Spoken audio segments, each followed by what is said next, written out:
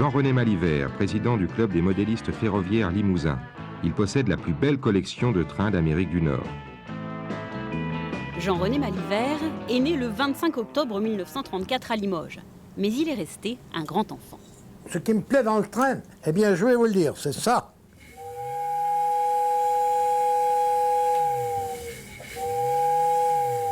Quand j'entends une sirène ou quand j'entends un coup de sifflet, ça me fait frissonner des pieds à la tête. Cette passion, il la tient de sa famille, dans les chemins de fer depuis 1872.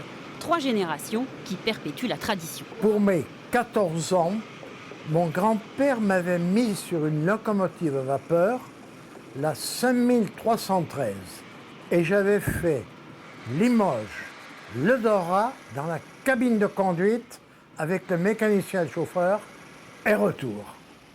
C'était une merveille. Ça a été le moment grandiose de ma vie. C'est donc tout naturellement que le jeune Jean-René passe le concours de la SNCF. Mais un œil droit trop faible lui vaut d'être recalé. Alors au début des années 70, il débute son réseau ferroviaire imaginaire. Très très jeune, j'avais vu un film américain qui s'intitulait Pacific Express.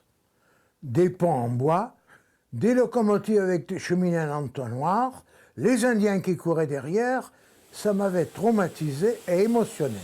Ensuite, j'avais vu un deuxième film, Jesse James, le bandit bien-aimé, où les hors-la-loi couraient sur les toits des trains.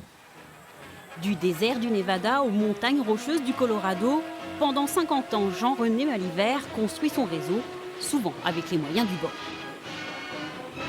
Ma femme avait ordre de conserver toutes les boîtes de conserve, parce que j'ai plusieurs wagons et locomotives qui sont construites en fer blanc, et je travaille également le carton et le plastique.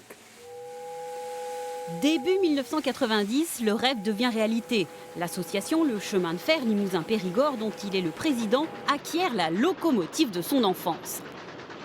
La 141 TD 740 avait été réservée pour le musée de Mulhouse.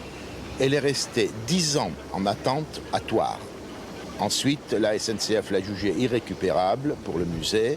Le musée n'en a plus voulu. Nous avons été informés, le groupuscule de passionnés du rail, et nous avons acquis la 141 TD 740 au poids de la ferraille.